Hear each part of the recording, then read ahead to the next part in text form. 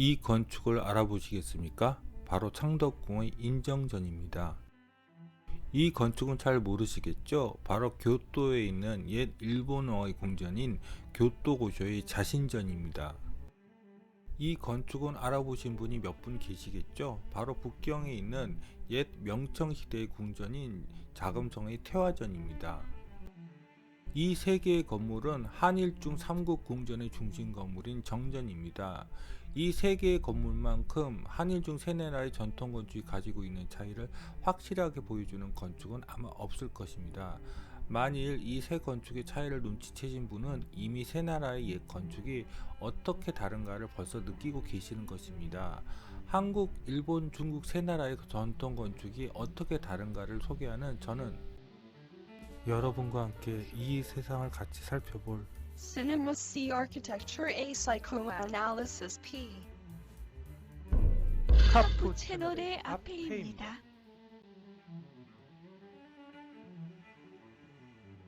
자, 한국과 일본, 중국 궁전 정전의 차이가 무엇인지를 아시려면 먼저 어디에 지어졌는지를 살펴보셔야 합니다.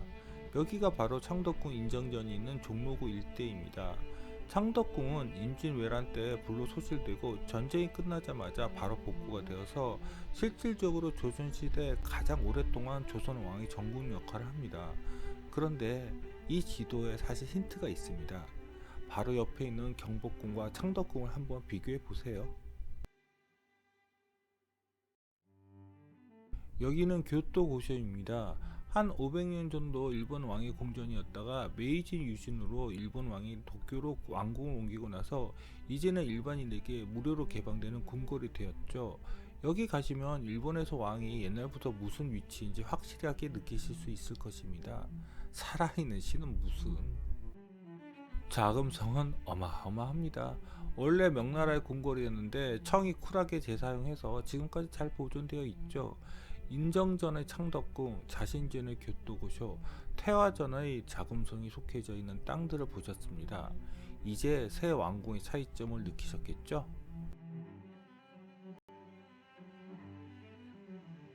네, 그렇습니다. 창덕궁만이 산속에 파묻혀 있지요.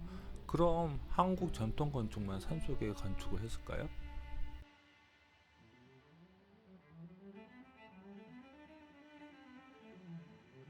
일본 나라에 있는 초고 손시지입니다. 지금 건물은 1958년에 준건된 것이지만 582년에 처음 창건되었다고 하네요. 동북아시아에서 유행했던 불교의 유파 중 하나인 선종은 절을 산에 짓는 것을 좋아했습니다. 그런데 이때는 아직 일본에 제대로 선종이 유입되지 않은 때인데 절을 산에 지었네요. 중국도 절이 산에 있는 경우가 많이 있습니다. 북경 근처에 있는 담자사입니다. 이 절은 420년 정도에 처음 창건된 것으로 보입니다. 그런데 지금 건물들은 1980년대에 복원된 것입니다. 사실 중국의 절들은 문화혁명 때 많이 파괴되었습니다. 그래서 시침이 뚝 떼고 마치 오래된 절처럼 복원해 놓았는데 정말 예전에 이 모습이었는지는 자신들도 모르고 우리도 모릅니다. 다만 산에 지은 것은 확실하겠죠? 하지만 산에 절 짓는 것은 한국만큼 잘하는 나라는 없지요. 그 대표적이 바로 부석사입니다. 부석사는 중국이나 일본의 산속절처럼 산을 일부러 깎고 땅을 펴서 건축을 하지 않았습니다. 그냥 산세를 그대로 따라서 건물을 짓지요. 그래서 부석사는 절의 중심축이 이렇게 휘어져 버렸습니다. 그래서 부석사는 절의 본전이자 고려시대 건물인 무량수전을 올라가는 길이 즐겁습니다. 다만 지금 절의 두 누각들 중 하나인 범종각은 조선시대 건물이고요. 무량수전 바로 앞에 있는 누각인 안양루 역시 조선시대 건물입니다. 안양루는 한 인물 덕분에 대한민국을 대표하는 전통 건축의 한 공간을 가지게 되었죠. 바로 나의 문화유적 답사기의 저자이자 문화재청장을 역임했던 유홍준 교수가 안양로 아래의 저 올라가는 계단이 한국에서 제일 아름다운 공간이라고 책에 쓴 덕분에 세기 말에 많은 건축학도들이 이 모습을 보러 부석사에 답사를 옵니다. 사실 부석사에는 안양로의 계단과는 비교할 수 없을 정도로 중요한 건축이 하나 있습니다. 바로 무량수전입니다. 아마 대한민국에 남아있는 전통 건축 중 이보다 역사적 가치와 함께 미를 동시에 갖춘 건축을 찾기는 힘들 것입니다. 그래서 많은 한국의 현대 건축가도 무량수전에 대해서 많은 의미를 찾아보려고 하죠. 그런데 한국, 일본, 중국 전통 건축은 물론이고 서양의 전통 건축과 더불어 현대 건축사를 바꾼 대표적인 건축들을 그래도 웬만큼 둘러본 저의 생각은 좀 다릅니다. 그것은 우리가 너무 디테일한 것에 집착한다는 것이죠. 부석사 범종각의 입공포를 어떻게 현대적으로 재해석할 수 있을까요? 안양루의 다포는요. 조선시대를 대표하는 두 가지 가구 방식을 현대적으로 다시 재해석하면 그것이 다일까요? 물론 몇몇의 첫 시도는 의미가 있었다고 생각합니다만 저 복잡한 첨차들을 현대적인 물석으로 다시 만든다고 해서 그게 널리 쓰임이 있을 수 있을까요? 또 비례로 이 문제를 풀어보려는 시도들도 있었습니다. 그때 레퍼런스로 많이 등장한 것이 역시 부석사 무량수전의 기둥과 주심포 구조였습니다. 기둥은 아래에서 3분의 1 지점의 직경을 가장 넓게 만드는 무량수전의 기둥의 베을린 기법을 고대 그리스의 엔터시스에 빗대어서 그 안의 비례를 현대 건축에 적용해 보자고 했죠. 그러나 이런 접근은 너무 복잡하고 전문가만의 개인 만족으로 끝날 수 있다는 위험이 있습니다. 건축은 건축가만의 것이 아닙니다. 건축을 모르면서 그 안에서 삶을 살아가고 생활을 유지하는 보통 사람들의 것입니다. 그래서 저는 감히 제안합니다. 무량수전을 보러 올라가는 길을 따라가는 시선을 그냥 뒤로 돌리라고 해요. 한국 전통 건축의 궁궐과 절, 향교 등의 중요한 건물들은 지금처럼 관광객들의 구경거리가 아니라 당시의 사람들이 직접 사용하던 건물이었습니다. 즉, 이 건축을 사용했던 사람들의 시각으로 한국 전통 건축을 봐야 한다는 것입니다. 그래서 저는 안양루에서 내려다 보이는 산의 형세에 따라 펼쳐지는 부석사 정각들의 모습이야말로 이 부석사를 지은 이들이 이 절에서 추구했던 아름다움이라고 생각합니다. 이 누가 아래 좁은 계단길이 아니고요. 어쩌면 우리들의 학창시절 그 많은 소풍과 수학여행 등이 우리의 전통 건축을 제대로 보는 법을 망쳐버렸을지도 모릅니다. 역시 학창시절 인기 방문지 중에 하나인 안동마을에는 병산서원의 만대루입니다. 기억을 떠올려 보세요. 아마 여러분 대부분은 버스에서 노곤히 잠을 자다가 갑자기 누군가가 이제 버스에서 내려서 30분 내로 구경 다 하고 몇 시까지 버스에 타라는 이야기에 급하게 잠을 깨고서 차에서 내려 10분도 채 구경하지 않고 그냥 버스에 다시 타거나 아니면 버스 주차장 근처에서 335 모여서 수다를 떨었겠죠. 그렇게 주어진 시간은 병상서원에서 만대를 통해서 내부 소원으로 들어가 인스타그램 사진 몇 장 찍고 돌아오는 여유밖에는 없습니다. 그리고 아까 전 안양루도 그렇고 만대루도 문화재 보호의 문제로 직접 누각을 올라갈 수 없습니다. 그러니 짧은 시간에 그 누각에 우리 조상들이 심어놓은 그들의 시각을 찾는 것은 무리입니다. 그러니까 전문가가 아닌 사람들에게 한국 전통 건축들은 다 비슷비슷하게 보이는 것입니다. 솔직히 말해서 비슷한 것도 어느 정도 사실이죠. 너무 팩폭인가요?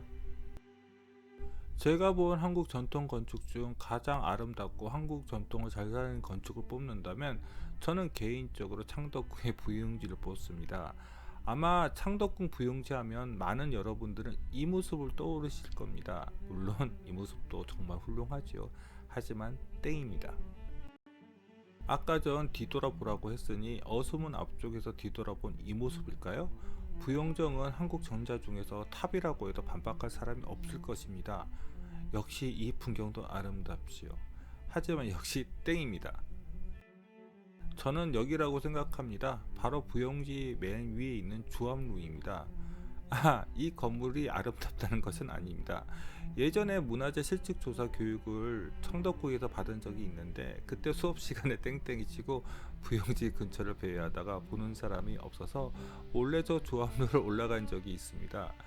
그때 주암루에서 문을 살짝 열고 부용지를 내려보았는데 제가 그렇게 감상적인 사람은 아닌데 숨이 탁 막히더군요. 지금도 그 풍경이 내일을 떠나지 않습니다. 그렇습니다. 우리 전통 건축은 그것을 사용하는 사람들을 위해서 철저하게 공간이 배려되어 있습니다. 그 대표적인 건축 중에 하나가 바로 담양소세원입니다. 소세는 하면 많은 사람들이 저기 보이는 광풍각을 먼저 떠올리는데요.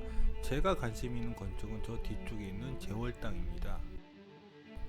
제월당은 한국 전통 건축에서 그 흔하디 흔한 삼칸 한옥입니다. 네, 특별할 것 없는 건물이지요. 그런데 좀 이상하지 않나요? 바로 저 온돌방의 위치가요. 제월당의 온돌방은 마치 대청마루에서 가장 좋은 뷰가 되는 쪽을 막아서는 위치에 배치되어 있습니다. 이렇게 멋진 풍경을 만들어 놓고 무슨 심보로 이렇게 풍경을 방해하도록 공간을 배치한 것일까요? 실제로 대청마루에 올라가서 온돌방에서 대청마루 쪽을 보면 이런 보잘것없는 풍경이 눈에 들어옵니다. 왜 이렇게 만든 것일까요? 한국 전통 건축, 특히 조선 건축은 공부하는 사람들이 머무는 공간은 좋은 풍경을 보지 못하도록 제한하는 공간적 배치를 합니다. 소세원의 광풍각은 쉬고 노는 공간으로 좋은 풍경으로 다 열려져 있지만 제월당은 그 편액의 뜻대로 주작의 마음을 품은 선비가 공부하면서 머무는 공간입니다. 그러니 온돌방으로 대청마루에서 이런 좋은 풍경을 보지 못하도록 시설을 막아놓은 것입니다. 이런 공간적인 배려는 그냥 나오는 것이 아닙니다. 한국 전통 건축은 그 건축의 주인의 의도가 가장 잘 드러나는 땅을 찾아가서 건물을 짓습니다. 창덕궁 부영지에는 여러분들이 잘 모르는 정각들이 숨겨져 있습니다. 그 중 하나가 제월 광풍관입니다.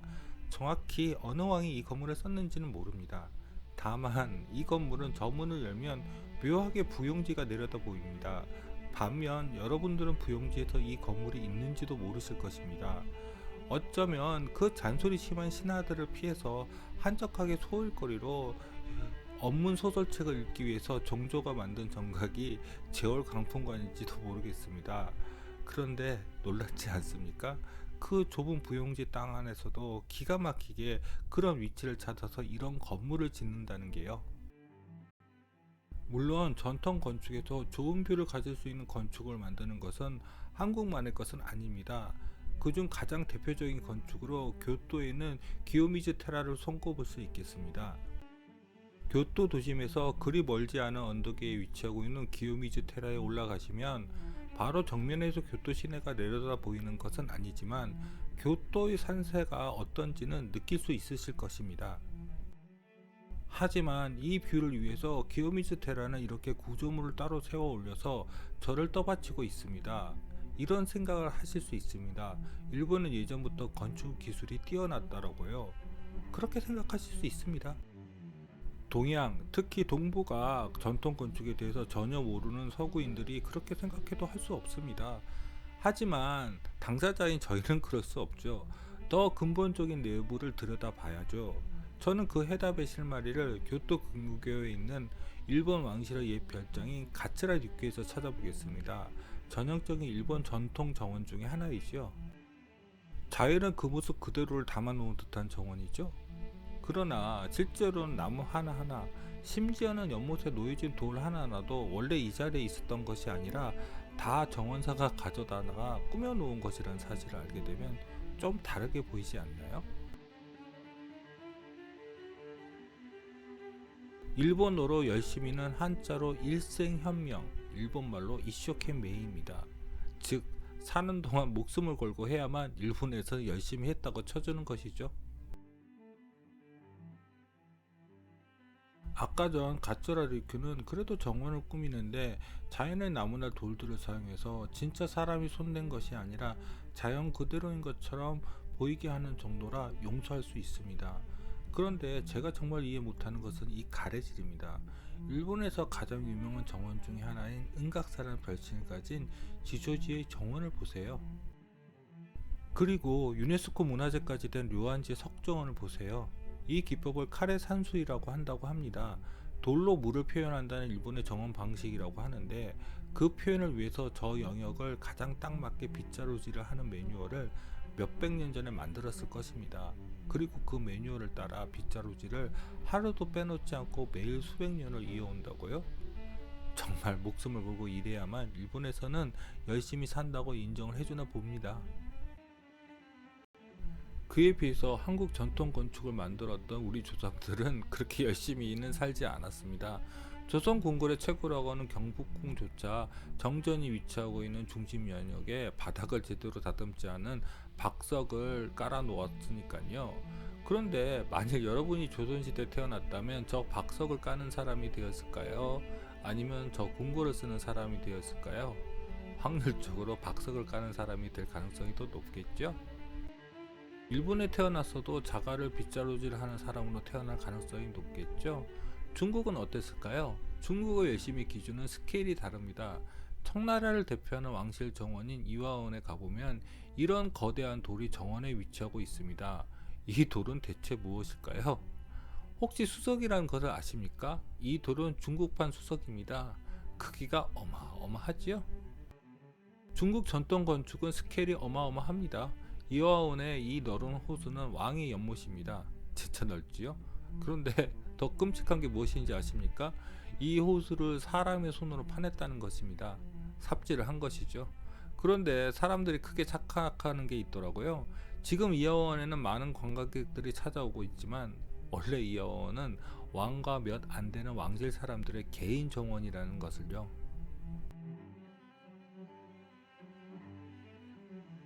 중국에는 우공이산이라는 사자성어가 있습니다. 지금은 열심히 노력하면 결국은 산도 움직일 수 있다는 뜻으로 쓰이고 있는데 이 이화원을 보면 중국인들은 이 사자성어의 진심인 것 같습니다. 하지만 노력하는 것은 이 이화원이나 자금성에 사는 왕족이 아니라 하루 한 끼도 제대로 먹지 못하는 백성들이었습니다. 하지만 아이러니한 것은 세계에서 제일 큰 목조 건축의 영예는 그렇게 스케일로 열심히 백성들을 괴롭혔던 중국이 아니라 목숨 걸고 열심히 백성을 괴롭혔던 일본이 차지합니다. 지금 보시는 도다이지 불전이 세계에서 가장 큰 목조 건축이거든요. 사실 중국에는 생각보다 전통 건축이 많이 남아 있지 않습니다. 수많은 내전으로 20세기로 넘어오기 전에 이미 많은 전통 건축이 유실되었기도 하지만 결정적으로 1960년대 문화혁명 때 중국뿐만 아니라 전 세계의 유산이 되는 중국 전통 건축과 유물들이 엄청나게 파괴되어 버립니다. 그래서 세계에서 가장 오래된 목조 건물의 영예도 일본 교토에 있는 호리지의 5층 목탑에 빼앗겨 버립니다. 그렇기 때문에 동아시아 역사에 대해 전혀 모르는 서구인이 보았을 때 한일중 중에서 일본이 가장 역사 깊은 나라처럼 보이는 것도 현실입니다. 더군다나 동북아시아 3국 중 제일 먼저 문호를 개방한 나라가 일본이었잖아요. 먼저 치고 나간 선두주자의 프리미엄을 일본은 아주 마음껏 즐깁니다. 메이지 유신으로 서구의 문물을 마구 흡수하던 일본은 그만큼 자기 나라에 대한 홍보도 외국에 열심히 했습니다.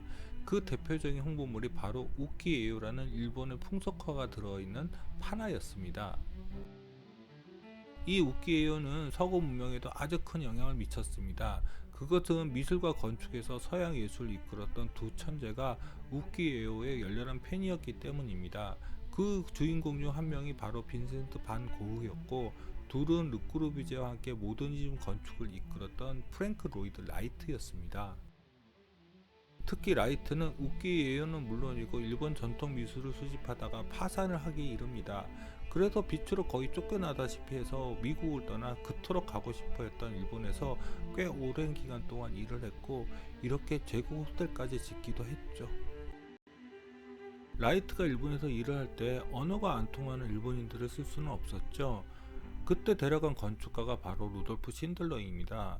신들러도 그때 경제적으로 힘들었던 시기라서 그 성격 나쁜 라이트 밑에서 마음고생하면서 타지에서 일을 할 수밖에 없는 상황이었습니다.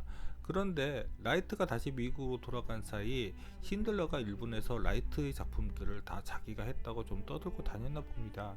그래서 라이트 사무실에서 쫓겨나 로스앤젤레스로 온 신들러는 제일 처음 자기 집을 설계해서 지었고 그 건물이 바로 이 신들러 하우스입니다. 당시 신들러 하우스 같은 스타일의 집은 꽤 충격적이었나 봅니다. 우선 라이트의 사무실에서 일하던 사람이라고 생각할 수 없을 정도로 이 주택은 완전히 라이트의 그림자에서 벗어나 있었거든요. 그런데 솔직히 말해서 신들러 하우스는 일본 전통 주택에서 지붕만을 평지붕으로 바꾼 것입니다. 신들러 하우스의 내부를 보세요. 이게 LA에 있다는 사실만 잊으신다면 그냥 마룻바닥 없는 일본 전통주택입니다. 이 신들러 하우스에는 신들러 말고도 미국 모더니즘 건축을 이끌었던 노이트라도 한동안 같이 살았답니다. 노이트라도 이 집이 그냥 일본 전통 주택을 베낀 거라는 것을 알았을 텐데요. 그리고 우키 에오와 일본 전통 건축에 영향을 받은 건축가가 또 있습니다. 바로 영국의 초기 모더니즘 건축을 이끌었던 찰스 레니 맥킨토시와 그의 아내인 마가렛 맥도널드 맥킨토시입니다. 이 부부는 스코틀랜드 글래스고우에서 활동을 했는데요. 그 외진 북쪽 영국의 도시 글래스고우에서 이 부부가 어떻게 일본 문화를 접하게 된 것일까요? 20세기 초 일본은 해군을 키워야 한다고 해서 영국에 많은 일본 군인들을 보내서 훈련을 시켰다고 하더군요. 그때 일본인들이 주로 훈련을 받았던 곳이 바로 여기 글래스고우라고 합니다. 그래서 자연스럽게 우키에오가 이 도시에서 유행을 했고, 그의 영향을 받은 맥킨토시 부부는 고우처럼 우키에오 스타일을 가지고 자신의 작품들을 이렇게 만들기 시작합니다. 제가 미술에 대해서는 그렇게 자세하게는 알지 못하지만 우키에오의 색채가 당시 서구인들에게는 큰 충격으로 다가왔나 봅니다. 그래서 기존 미술이나 디자인에서 볼 수 없었던 새로운 색깔들을 쓰게 되었고, 그것이 현대 미술에 큰 영향을 미쳤다고 하네요. 그런데 맥킨토시 부부의 회화나 일러스트레이션만 영향을 준 것은 아니었던 것 같습니다. 최근 다시 복원되어서 열게 된 맥킨토시 부부 인테리어 디자인의 대표적인 작품인 윌로우 찻집을 한번 들어가 볼까요? 어떠세요? 어쩐지 어느 호텔의 유명한 일식집 같은 분위기가 나지 않나요? 특히 저렇게 수직으로 나뉘어 있는 내부 인면은 일본 전통주택의 인면 디자인을 그대로 가져온 것 같지 않나요? 사실 한국 건축 디자인사에서는 잘 가르치지는 않지만 모더니즘 건축을 비롯해서 20세기 초기 현대 건축의 일본 전통 문화는 많은 영향을 주었습니다. 그렇기 때문에 지금도 일본에서는 세계적으로 명성을 얻고 있는 좋은 건축가가 꾸준히 나온 것일 수도 있습니다. 여기서 우리의 딜레마가 발생합니다. 우리 전통 건축을 현대화했을 때 이상하게 외색의 느낌이 난다는 비난을 많이 받게 되죠. 그럴 수밖에 없습니다. 원래 이렇게 모더니즘 건축 초기에 일본 전통 문화가 영향을 주기도 했지만, 현대 건축에 우리 전통 건축을 적용하면 이상하게 서구적인 부분이 사라지고 일본적인 부분이 더 두드러지게 되는 경우가 많더라고요. 하지만 일본 현대 건축에 영향을 준 것은 일본 전통 문화를 그렇게 사랑하는 라이트나 맥킨토시가 아니라 바로 르꾸르비제였습니다. 이것 또한 신기하죠? 이것은 국립서양미술관 설계 때 일본을 방문한 르꾸르비제의 사진입니다. 지금 일본 현대 건축을 이끌고 있는 대표적인 건축가들은 역시 일본인들답게 그 코스가 정해져 있습니다. 꾸르비지에가 국립서양미술관을 설계할 때 일본에서 그와 컨택하고 일을 추진한 사람이 있습니다. 바로 국립서양미술관 건너편에 있는 저 도쿄문화회관을 설계한 마에카와 쿠니오입니다. 그런데 이 건물을 보시면 바로 연상되는 꾸르비제의 작품이 하나 있지 않습니까? 판디가르 정부 청사가요. 특히 저 지붕을 그대로 베낀 도쿄문화회관을 설계한 마에카와 쿠니오는 이렇게 설계를 했어도 일본에서 어떻게 욕을 얻어먹지 않은 것일까요? 마에카와 쿠니오가 그런 면죄부를 받게 된 것은 그가 바로 꾸르비제 사무실에서 일했던 1호 일본인이었기 때문입니다. 꾸르비제 밑에서 겨우 2년 정도만 일을 하고 귀국했지만, 쿠니오는 일본에 돌아오자마자 일본 건축계의 탑이 됩니다. 하지만 쿠니오의 욕심은 여기서 끝나지 않습니다. 라이트가 일본에서 일했을 때 직원이었다가 라이트가 돌아간 이후에도 일본에서 계속 일을 하고 있었던 안토니 레이몬드 사무실까지 들어가 자신의 커리어를 더욱 견고하게 만듭니다. 그리고 일본 현대 건축의 리더가 되는 길을 완성한 사람이 바로 단케 겐조입니다. 그는 쿠니오처럼 도쿄대 건축학과를 졸업하고 이후 쿠니오 사무실에 입사해서 처음의 커리어를 열게 됩니다. 이후 일본 현대 건축계 리더가 된 켄초는 도쿄대 교수가 되어 자신이 걸어온 길을 매뉴얼화해서 그 길로 일본 현대 건축가의 리더들을 이끕니다. 그 대표적인 건축가가 바로 마키 후미히코입니다. 켄조가 쿠니오의 사무실로 자신의 처음 경력을 연 것처럼 후미히코도 켄조의 사무실에서 첫 경력을 열고, 이후 미국 유학을 가서 유명한 미국 건축 사무실에서 또 자신의 커리어를 쌓고 귀국해서 또 도쿄대 교수가 돼서 후학을 이끌게 됩니다. 그리고 그도 켄조처럼 꾸준히 일본에서 건축 작품 활동을 합니다. 마키 이코의 대표작이 바로 도쿄의 오모테산도에 있는 스파이어릴입니다. 도쿄 대학의 건축학과를 졸업하고 켄조 사무실에서 첫 경력을 열어야지 일본 건축계의 리더가 된다는 공식은 계속 꾸준히 이어집니다. 바로 뉴욕 모마 신관을 디자인한 타니구치 요시오가 그 길을 걸었고, 시부야에 있는 국립신미술관을 디자인하고, 그 이전 메타볼리즘이라는 새로운 건축 사조로 한때 일본이 아니라 세계 건축을 잠깐 이끌 뻔했던 쿠로카와 기쇼도 그 엘리트 코스를 걸었습니다. 일본 건축계에 이런 모습이 부러운 한국 건축가도 있었습니다. 바로 김중옥 건축가가 그 주인공이었습니다. 한국 전쟁이 한참 중이었던 1952년에 무작정 꼬르비제 사무실에서 찾아가 일하기 시작한 김중옥 건축가는 마에카와 쿠니오가 그랬던 것처럼 한국으로 귀국하자마자 한국 건축계를 이끄는 리더로서 바로 자리 잡게 됩니다. 그런데 김중옥 건축가는 한국에 들어오자마자 꼬르비제 스타일의 건축 대신 바로 한국 전통 건축을 현대화하는 것에 모든 에너지를 쏟기 시작합니다. 그 첫 번째 스타트가 바로 주한 프랑스 대사관이었습니다. 한국의 한옥 지붕을 모티브로 만든 주한 프랑스 대사관의 지붕은 당시 모더니즘 건축이 뭔지도 제대로 몰랐던 한국 건축계에 큰 충격을 주었습니다. 하지만 꼬르비제에게 라이벌로 라이트가 있었던 것처럼 김중옥 건축가도 역시 라이벌이 있었습니다.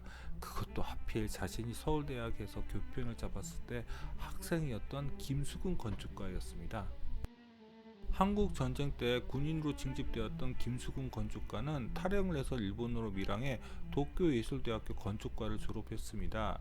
그때 일본 도쿄예술대학 건축과에서 김수근 건축가를 가르쳤던 요시무라 준조는 라이트의 제자였던 안토니 레이몬드의 직계 제자였습니다. 김수근 건축가의 귀국 역시 김중옥 건축가만큼 화려했습니다.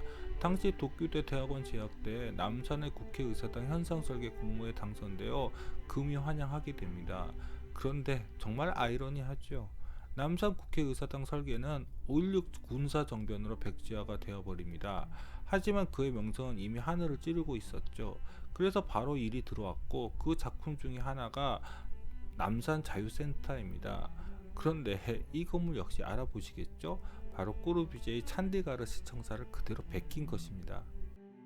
정작 꼬르비제랑 상관없는 라이트의 제자들에게서 배웠던 김수근 건축가가 꼬르비제의 건축을 베끼는 동안 진짜 꼬르비제 밑에서 4년이나 일을 배웠던 김중옥 건축가는 한국 전통 건축을 콘크리트로 재현하는 데 몰두합니다. 그 또 하나의 대표적인 작품이 부산 유해묘지 정문입니다. 부산 유해묘지 정문에 영향을 준 작품이 바로 그 부석사 무량수전입니다. 김중옥 건축가가 왜 이렇게 한국 전통 건축에 끌렸는지는 명확하게 알려져 있지는 않습니다. 다만 제가 다녔던 학교에서 건축과를 만들고 한국 전통 건축 연구의 초기를 열었던 정익국 교수가 김중옥 건축가를 교수로 초빙했다는 이야기를 들은 적이 있습니다. 그 당시 정익국 교수는 새로 부임한 교수들을 데리고 한국 전통 건축 답사를 꽤나 다녔다는 이야기를 들은 적이 있습니다. 아마 무량수전도 그렇게 김중옥 건축가를 데리고 갔지 않았을까 싶네요. 그것은 부산 유해묘지의 기둥머리 디자인은 주진포의 첨차 구조를 제대로 이해해서 만든 디테일이기 때문이거든요. 이건 적어도 한국 전통 건축 전문가의 조언이 반드시 필요한 작업입니다. 김중옥 건축가는 이 디테일이 정말 마음에 들었나 봅니다. 나중에 박정희 정권의 강권으로 해외 추방당해서 7년간의 망명생활을 하다가 다시 돌아온 이후 새로 설계를 맡은 경남문화예술회관에 다시 부산 유해묘지 기둥의 디테일을 사용하거든요. 정익국 교수는 정말 욕심이 많았나 봅니다. 김중옥 건축가뿐만 아니라 또 한 명의 건축가를 제 모교의 교수로 데려오지요. 바로 김수근 건축가입니다. 그래서 그런지 또 김수근 건축가도 갑자기 한국 전통 건축을 현대화하는 것으로 작품 방향이 바뀝니다.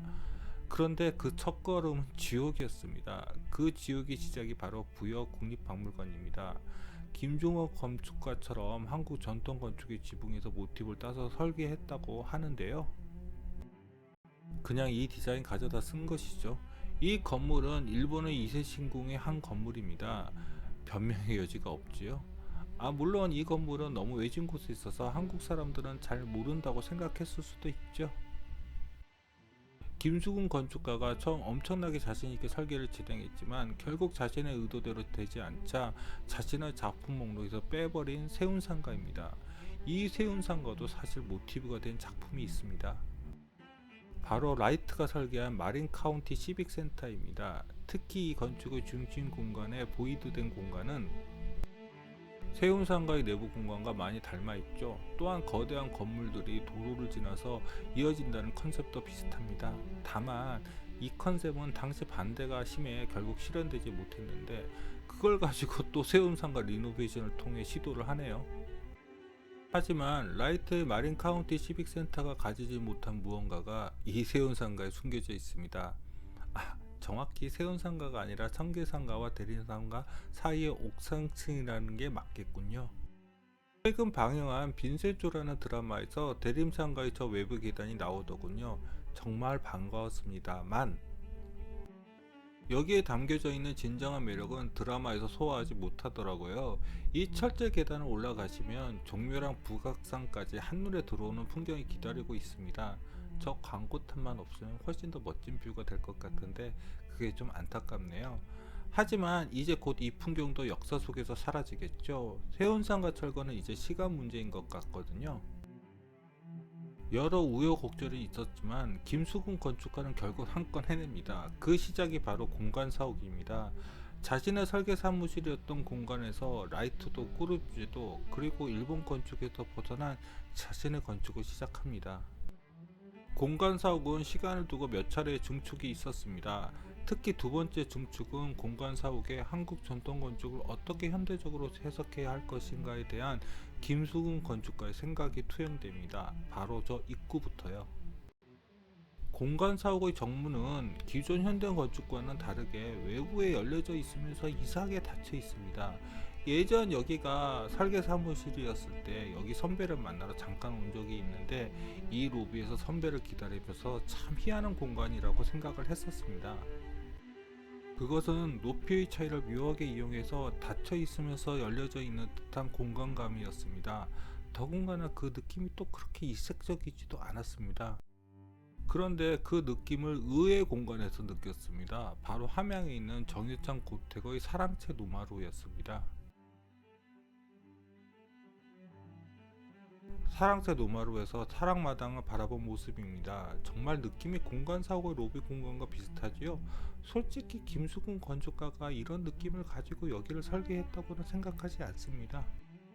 도리어 한국 건축의 현대화에 대한 여러 시도 끝에 하나가 드디어 걸렸다는 생각이 듭니다. 여기는 증축된 공간 사고의 내부입니다. 개인적으로는 라이트의 디자인적인 요소들도 여기 좀 섞여 있다고 생각은 하지만 여기에도 역시 한옥의 사랑채 느낌이 분명히 있습니다. 김수근 건축가의 초기 건축에서 한국 전통 건축의 현대화가 욕을 먹었던 가장 큰 이유는 성급함에서 기인했다고 생각합니다. 좀 더 많이 생각하고 연구하고 그렇게 진행을 했어야죠. 하지만 결국 계속 시도하다가 하나 걸려들지 않습니까? 그런데 이게 김수근 건축가만의 문제일까요? 우리들의 피해 문제일까요? 저는 우리 민족성 자체에 성급함이 있다고 생각합니다. 그것은 금산사의 미륵전에 있는 이 기둥을 보면 아실 수 있을 것입니다. 아니, 이 큰 건물을 세우면서 뭐가 급했는지 한쪽 기둥은 제대로 나무 제재도 하지 않고 어느 냇가에서 빼온 다듬지 않은 큰 바위 위에 그냥 세웠습니다. 그에 비해서 일본인들의 민족성은 돌다리도 건너가는 성향인 것이 분명합니다. 도쿄 근교에 있는 카마쿠라의 일본 선성 사찰을 대표하는 켄초지란 절이 있습니다. 그 절 입구에 있는 누각의 기둥 받침을 보세요. 금사사의 기둥과는 완전 딴판이죠. 정말 목숨을 걸고 일을 해야 인정을 받는 일본 민족은 기둥 하나도 허투루 하지 않네요. 그런데 말입니다. 지금 세계에서 가장 오래된 호르지 5층 목탑을 세운 이들은 일본인이 아니라 백제인 혹은 고려인이라는 이야기가 있습니다. 그래서인지 다른 일본절과는 다르게 호리주의 기둥을 살펴보면 마치 한국 전통 건축처럼 기둥의 주춧돌을 그렇게 다듬지 않고 자연 주춧돌을 그대로 쓰고 있는 것을 발견할 수 있습니다. 이쪽 기둥 주춧돌은 더 심하지요. 성격이 급해서 우리 민족들은 돌도 나무도 제대로 다듬지 않고 이렇게 건축을 해왔던 것일까요? 그런데 여러분들 아십니까? 대충 잘하는 것이 얼마나 힘든지를요. 예전 어느 방송에서 건축가 교수 한 명이 한국 전통 건축을 설명하면서 기둥과 볼을 곱게 다듬은 한옥을 보면서 그게 한국의 미라고 설명한 것을 들은 적이 있습니다. 아닙니다. 한국 전통 건축은 저렇게 나무에 생긴 모습을 그대로 활용하여 이 어려운 지붕을 떠받치는 대돌보를 만들고 흰 기둥과 자연돌 그 모습 그대로 건물을 짓는 것입니다. 그 대충의 끝판왕은 남도를 대표하는 사찰인 화엄사의 암자인 구층암에 숨겨져 있습니다. 바로 저 기둥의 모습으로요. 일본을 가셔도 중국을 가셔도 유럽이나 미국 어디를 가셔도 저렇게 나무 자체를 그대로 기둥을 사용해서 건축을 하는 나라는 없습니다. 정말 대충 잘하죠? 그래서 저는 한국 전통 건축의 가장 큰 특징을 대충 잘하기라고 말하고 싶습니다. 어떻게 보면 성의 없는 표현처럼 들릴 수 있죠. 그런데 이게 우리 민족의 진정한 성향이라면요. 그럼 대충 잘하기로 우리 한국 현대 건축과 인테리어는 세계에서 성공할 수 있을까요?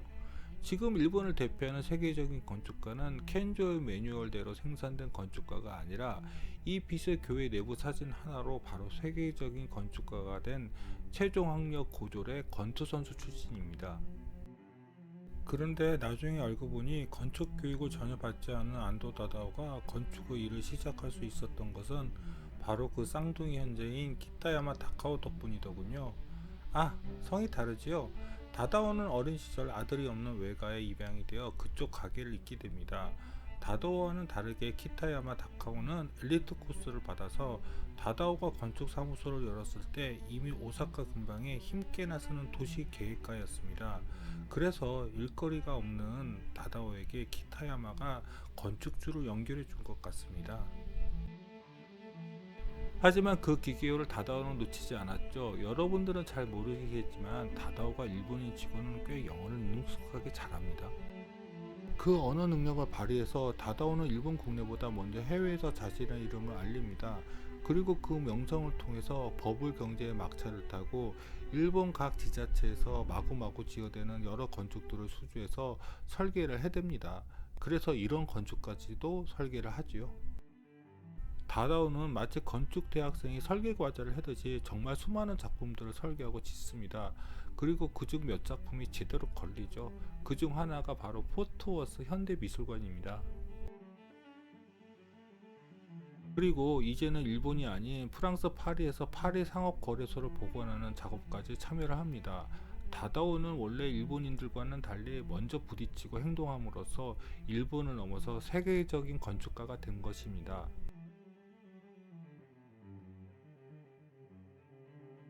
물론 아직도 일본인 특유의 금융함으로 세계적인 건축가가 된 경우도 있지요. 바로 사나이 세지마 카즈오와 니시야 리우에입니다. 이 두 사람도 켄조 일본 건축가 성공 매뉴얼에서 벗어난 사람들입니다. 둘 다 도쿄대 출신은 아니거든요. 안도 다다오의 친구이자 같은 건축가인 토요 이토의 사무실에서 선배와 후배로 만나게 된 이 두 건축가는 정말 꾸준하게 발전하는 작품으로 지금은 다다오를 넘어서는 세계적인 일본 건축가가 됩니다. 최근에는 세지마보다 니시자와의 건축적인 경향이 사나의 작품들에 더 두드러지게 나타나는 것 같습니다. 오사카 예술대학 아트 사이언스 학과도 그렇고 파리에 지어진 사마리탄 백화점 증축 오피스를 보면 세지마와는 다르게 자유로운 곡선이 강조된 건축 작품들이 나오는 것을 보면요. 그런데 저는 대충 잘하기에 더 끌립니다. 그것은 대충 잘하기로 진짜로 성공한 건축가가 있기 때문입니다. 바로 프랑크 게리입니다. 여러분, 게리는 1929년생입니다. 참고로 김수근 건축가가 1931년생입니다. 게리가 건축가로서 처음 명성을 얻은 나이가 49세였습니다. 그것도 신축이 아닌 자기 집을 리노베이션 한 것으로요. 우리는 게리가 그 이전에 어떤 건축을 했는지를 전혀 알 수가 없습니다. 자신의 주택으로 명성을 얻으면서 이제 서서히 건축가로 이름을 날리기 시작을 합니다. 하지만 에진마이르 센터를 지을 때 그의 나이는 60에 가까웠습니다. 20세기가 끝날 무렵까지도 게리는 건축가로서 그렇게 세계적인 명성을 얻지는 못합니다. 대충 이랬거든요. 아까 전 에지마르 센터 근처에 있는 이 치아데이 빌딩은 건축주가 그가 제대로 아이디어를 내지 못해서 마구 닥달하자 홧김에 친구에게서 선물 받은 쌍안경 오브제를 모형에 그냥 가져다 놓고 그대로 설계하고 지어버렸습니다. 너무 대충이죠? 하지만 게리에게도 진심으로 추구하는 것이 있습니다. 바로 잉어입니다. 게리는 이 잉어에게 꽂혀서 평생 잉어를 모티브로 건축을 하려고 합니다. 그 욕망을 최초로 드러낸 게 일본 고베의 PC 댄스입니다. 이렇게 보면 와 정말 물고기를 제대로 만들어냈네 하고 생각을 하실지도 모르겠지만 가까이 가서 보면 정말 디테일이 엉망입니다.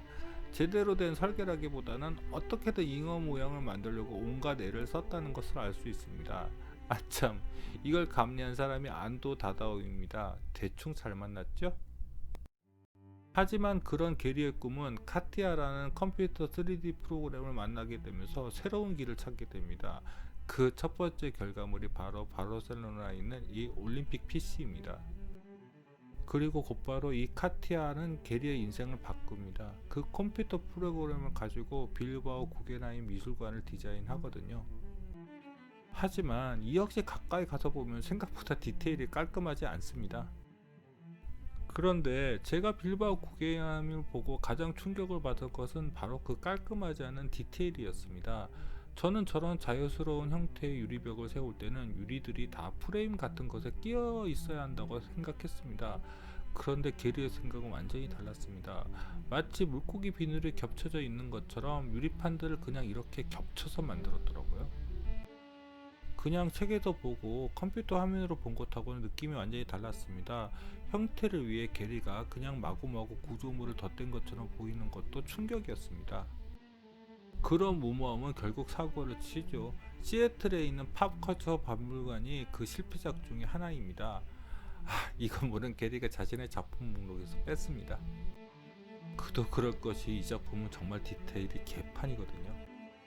더군다나 팝컬처 박물관은 그 특이한 형태를 유지하기 위해서 강화된 구조들이 이렇게 내부에 그대로 노출되어서 좀 흉합니다. 그래도 빌바인 구겐하임은 이 정도는 아니었거든요. 하지만 이런 시행착오는 곧 결실을 맺습니다. 바로 LA에 있는 월트 디즈니 콘서트 홀입니다. 제 개인적으로는 빌바오 구겐하임보다 이 작품이 훨씬 더 완성도가 있다고 생각합니다. 하지만 여기도 건물의 형태를 유지하는 구조는 정말 무계획적으로 보입니다. 그래도 재료를 겹쳐서 유선의 형태를 유지하는 게리의 수법은 여기서 절정에 이릅니다. 멀리서 보면 그냥 천으로 보이는 이 모서리를 가까이 가보면 이렇게 틈이 벌어져 있고 재료들도 겹쳐져 있는 것을 알 수 있습니다. 그럼에도 워낙 디테일을 꼼꼼하게 살려서 그런지 정말 깔끔하게 보였습니다. 그리고 드디어 게리는 잉어를 건축으로 재탄생시키겠다는 꿈을 이룹니다. 바로 파리의 루이비통 재단 건물로요. 아참, 여기서 게리 건축의 디자인의 비밀을 확실히 알게 되었습니다. 게리는 3D로 디자인을 하는 것이 아니라 먼저 이렇게 모델을 만들게 하고 이후 이것을 3D로 옮겨서 디자인을 한다는 것을요. 그래서 게리 건축 설계 사무실 직원이 되기 위한 가장 큰 능력은 3D를 잘하는 것이 아니라 어떤 형태이든 간에 모델을 만들 수 있는 능력입니다. 그 결과로 게리는 평생의 꿈인 잉어 모양의 건축을 실현시키죠. 하지만 제 개인적으로 게리 작품 중 가장 최고로 꼽는 작품은 게리의 고향인 캐나다 온타리오에 있는 온타리오 미술관 리노베이션이라고 생각합니다. 그리고 그 핵심은 바로 온타리오 미술관 로비에 있는 저 계단이라고 생각합니다. 이 계단에 대한 아이디어가 게리의 머리에서 나온 것인지 아니면 그의 직원에게서 나온 것인지는 모릅니다. 다만 확실한 것은 정말 대충 잘했습니다. 사실 계단으로서 저 계단은 몇 가지 하자는 분명히 있습니다. 저렇게 나무로 만든 것처럼 보이지만 실제로는 엄청 두꺼운 철판 위에 우드 베니어 합판을 붙인 것입니다. 그리고 어떤 기둥도 없이 계단을 지탱하기 위해서 실제로 저 부피에 비해서 사람이 움직일 수 있는 계단의 폭은 상당히 좁습니다. 그리고 가장 큰 문제는 저 계단으로 올라가고 내려오는 것이 힘듭니다. 하지만 저 계단의 비주얼은 그 모든 문제들을 찍어 눌러 흔적도 없이 지워버릴 정도로 대단합니다. 그런데 게리어 이 작품을 만나면서 온타리오 미술관은 제가 인정하는 두 번째 작품으로 밀려갑니다. 바로 그 작품이 영국 스코틀랜드에 위치하고 있는 소도시 던디에 있는 매기스 던디입니다. 매기스 던디는 이제 세계 최고의 건축가가 된 게리가 갑자기 어깨에 모든 힘을 빼고 정말 가볍게 설계한 작품입니다. 사실 이 작품은 게리의 친구이자 세계적인 건축 이론가인 찰스 젠크스의 아내인 매기 젠크스가 암투병으로 사망하게 되자 젠크스가 그녀의 유지를 이어받아 암 환자들을 위한 매기스 캔서 케링 센터를 설립하였고, 매기스 던디는 센터가 운영하는 암 환자들의 심리 치료를 위해서 만든 공간으로 이 작품의 설계를 찰스 젠크스가 친구인 게리에게 부탁을 한 것입니다. 이 작품을 설계하면서 게리가 얼마나 즐겁게 일을 했는지 이 공간을 들어와 보면 알 수 있습니다. 그래서 정말 신나게 대충 이 집을 설계하고 짓지요. 그런데 지붕 내부를 보면서 저는 이 모습이 갑자기 떠올랐습니다. 바로 한옥의 지붕 내부 구조입니다. 나무의 형태를 그대로 살려서 대충 잘 지은 한옥의 지붕 구조와 비슷하지 않나요? 이 내부 구조는 도남서안 응도당의 지붕 내부 구조입니다. 물론 응도당 말고도 많은 전통 한옥의 내부 구조는 날 것 그대로의 모습을 담고 있습니다. 그럼에도 제가 이 응도당을 고른 것은 이유가 있기 때문입니다. 응도당은 지금 남아있는 수많은 한옥 중 유일하게 다른 형태의 첨차 장식을 가지고 있는 건물입니다. 이 건물을 지은 어느 이름 모를 목수는 기존에 없었던 완전 새로운 형태의 첨차와 쇠서 등을 디자인해서 응도당을 지었습니다. 그 형태가 뛰어나서 이 건물을 이번 콘텐츠의 마지막 사진으로 고른 것은 아닙니다. 그것은 어떤 것이 한국 전통 건축의 현대화냐고 고민하지 말고 토론하지 말고 응도당을 지은 목수처럼 일단 저지르고 보자는 것입니다. 한국인들은 대충 잘하는 것을 세계에서 가장 잘하는 사람들입니다. 다다오나 게리처럼 먼저 저질러 봅시다. 그리고 그러다 보면 언젠가는 그 해답을 찾지 않을까요? 원래 이 콘텐츠는 제가 최근 한옥의 전통 건축에 대한 특강을 2주째로 했습니다. 그래서 겸사겸사 이렇게 또 콘텐츠로 만들어 본 것이고요. 그럼 구독과 좋아요 부탁드리며 이상 카프 채널의 아페이였습니다.